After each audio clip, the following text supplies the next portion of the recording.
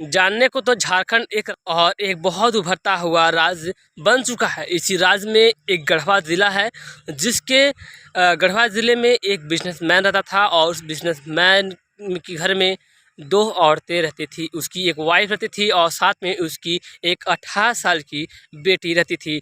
उनके घर में एक नौकर था जिसका नाम था रामू। घर के नौकर का नाम था रामू और पत्नी का नाम था संध्या और बेटी पूजा।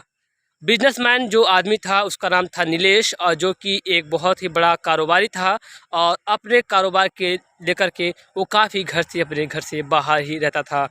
आपको पता चले कि इस कारोबार के चक्कर में उनके साथ एक घटना घटी थी। उसी घटना के बारे आज मैं बताने वाला हूँ। ये घटना जो भी है सारी काल्पनिक है, इस पे किसी भी व्यक्ति विशेष का कोई भी लेन देन नहीं है। और इस घटना से मैं आपको सिर्फ इतना सिखाना चाहूँगा कि आप लोग अपनी इस घटना से अपने आप को कैसे सेफ रख सकते हैं। दोस्तों, ये घटना है गढ़वा ज़िले के गढ़वा की, और यहाँ पे जो बिजनेसमैन है नीलेश और उनकी वाइफ संध्या और उनकी बेटी पूजा एक घर में रहती हैं और उनके घर में एक काम नौकर करता है जिसका नाम है रामू। दोस्तों, एक दिन की एक वाकया है, और एक दिन उनकी वाइफ संध्या बाथरूम में नहा रही थी। नहाते वक्त उस बाथरूम में उस जगह पे कोई नहीं था। उनकी बेटी और उनके नौकर रामू थे। रामू उनके घर में देखभाल करता था, जैसे कि सब्जी लाना, अंडे लाना, दूध लाना, मार्केटिंग करना, घर के काम काज करना, ये सब काम सारे करता था रामू। इसके बाद उसकी बेटी पूजा, जो कि 12वीं क्लास में पढ़ती थी, उम्र उसकी 18 साल होने वही वाली थी, और वो अपने स्कूल दिनों में घर की छुट्टी चल थी, गर्मी का मौसम था और नीलेश अपने बिजनेस के काम से बाहर गया था। इसी बीच सुबह के बजे थे 9 और उनकी पत्नी संध्या बाथरूम में नहा रही थी। नहाते वक्त कुछ ऐसे चीज़ें आते हैं, जैसे कि संध्या नहा रही थी और उसी वक्त रामू ठीक बाथरूम के बगल में ही कुछ काम कर रहा था। जैसे ही नहाने की आवाज़ आती है, रामू उठ करके देखने लगता है आखिर मैडम यानी कि मैम साहब को क्या हुआ, जो कि संध्या थी।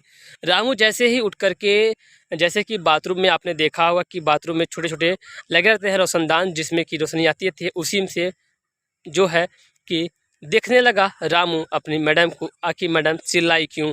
जब रामू ने देखा तो वहाँ पे मैडम एक संगीत अवस्था में नहा रही थी, जो कि बहुत ही लज्जित थी, और वहाँ पे सब रामू देख करके सन्न रह गया। रामू को देखते ही जब ऐसे एहसास होने लगे, और ऐसे एहसास को जब देखा था रामू, उसी वक्त उसकी बेटी पूजा वहाँ पे आ जाती है। वो स्कूल से आती हुई पूजा जब देखती है कि मेरी मम्मी नहा रही थी और ये रामू मेरे बाथरूम में झांक रहा था, तो ये सब चीज़ें जब दृश्य देखती है पूजा, तो उसको बहुत ही अलग फील होता है और वो अपने माँ को ये सब चीज़ें बताती है। ठीक जब माँ को वो चीज़ें बताती है तो उसकी माँ करती दोस्तों क्या है कि जब उसकी माँ को सब बातें चलती हैं, तो वो रात के जब 9 बजे थे, तो इसके बारे में वो अपने नौकर रामू से बात करने के लिए उसके मकान में जाती है।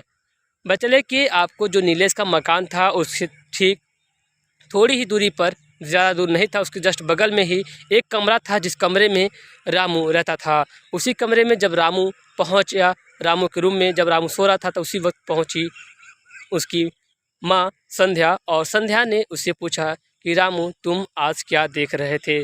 जब रामू ने ये सब चीज़ें बताई और कि मैंने कुछ नहीं देखा, आप क्या कह रही हैं, मुझे कुछ समझ में नहीं आ रहा है, तब संध्या ने खुल करके अपनी सारी चीज़ें बताई कि जब मैं सुबह नहा रही थी, उस वक्त तुम मेरे बाथरूम में क्या कर रहे थे, मेरे बाथरूम में क्या झांकते, क्या देख रहे थे।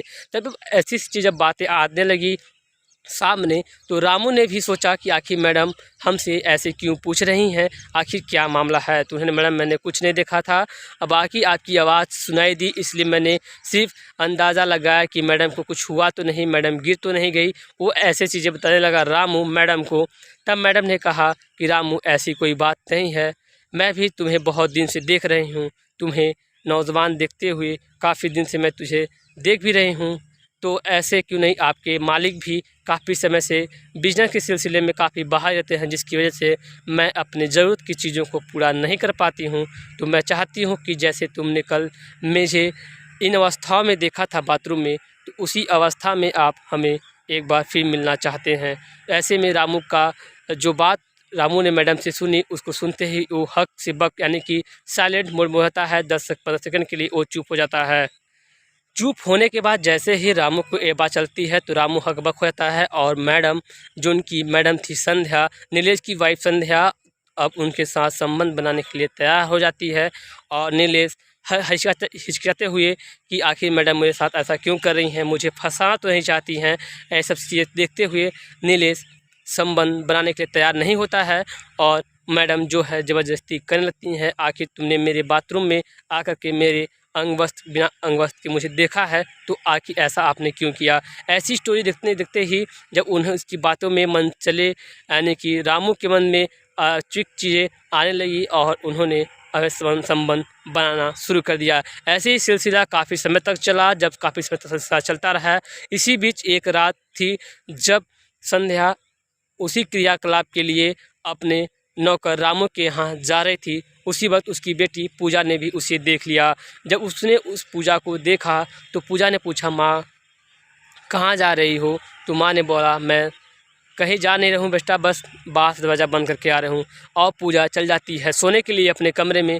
जब पूजा कमरे में सोने के लिए चल जाती है, इसके बाद जब उसकी माँ चल जाती है रामू के पास, तो पूजा करीबन रात के 11 बजे जब पूजा उठती है, देखती है कि माँ कमरे में नहीं है, तो वो भी पीछे पीछे जाती है और देख लेती है रामू और माँ को असंगत अवस्था में संबंध बनाते हुए। और इसी बीच अब उसके मन में भी, जो कि उम्र एक 18 साल की लड़की, यानी कि उसके मन भी जिज्ञासा उत्पन्न होने लगती है। और ऐसे होते हैं अपराधों की दुनिया की खोज। और यहाँ पे जब पूजा को भी सब चीज़ देखने को मिल जाता है, तो पूजा भी अपने आप को रोक नहीं पाती है। और जब रात में माँ जाती थी रामू के पास, तो ठीक उसी के 1 घंटे 2 घंटे बाद पूजा भी अपने रामू से, यानी अपने नौकर से, ये सब चीज़ें बात करने लगती है और कहती है कि मैं सब जानती हूँ आपके और मम्मी के बीच जो कि भी चल रहा है। अगर आप चाहते हैं अपनी भलाई, तो जो चीज़ें मम्मी के साथ आप कर रहे हैं, माँ के साथ, वो सारी चीज़ें हमारे साथ भी कीजिए, तभी सही होगा, अन्यथा मैं अपने पिताजी को सब चीज़ बता दूँगी। और रामू अपने डर को, अपने आप को बचाने के चक्कर में संबंध बनाना शुरू कर देता है पूजा के साथ भी।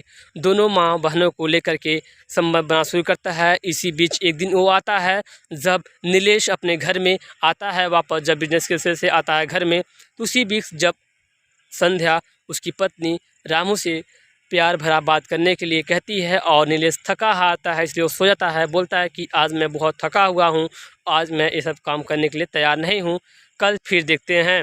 ऐसे ही बातें होती रहती हैं और संध्या निराश होकर के सो जाती है। जब नीलेश गहरी नींद में सोता है, तो संध्या उठ करके रामू के पास चली जाती है। जब रामू के पास जाती है तो देखती है कि रामू सोया हुआ है और उसे उठाती है और दोनों अपने संबंध को आगे बनाना शुरू कर देते हैं। इसी बीच करीबन रात के 1 बजे हुए थे और नीलेश उठता है और देखता है कि संध्या बिस्तर पे नहीं है। जब वो उठता है और उसे मारने की कोशिश करता है, तो उठता है और जाता है बाहर, देखता है तो संध्या कहीं भी घर में नहीं है। तब फिर वो बाहर जाकर देखता है और जब देखता है तो रामू अपनी मैडम के साथ संबंध बनाता हुआ दिखाता है। इसकी देख कर के नीलेश हक्का बक्का रह जाता है और वो तुरंत अपना आपा खो बैठता है और सफाई में कुछ कहता है। इससे पहले ही नीलेश ने उस पर आपा खो बैठा था, अपनी पत्नी को ही मानना शुरू कर दिया था। बातें बढ़ती गया, रामू छोड़ दिया। फिर उसके बाद उसकी बेटी को अवैध संबंध बनाते हुए उसके पिता ने फिर देख लिया। जब बात ऊपर हो जाती है, तो नीलेश ने निर्णय लिया कि अब रामू को हटा देना चाहिए। जब दोनों को संबंध बातें पकड़ा गया अवैध अवस्था में, तब उन्हें नीलेश ने अपना आपा खोड़ दिया और वहीं पे रखे एक डंडे से सिर पे वार किया रामू के। जब रामू के सिर पे वार किया तो रामू अचेत अवस्था में नीचे गिर गया और कुछ ही देर में उसकी मृत्यु हो गई। और जब मृत्यु हो गई तो यहाँ पे रामू की जो मैडम थी संध्या और उसकी बेटी पूजा नीलेश को लेकर के डर के मारे भागने लगी।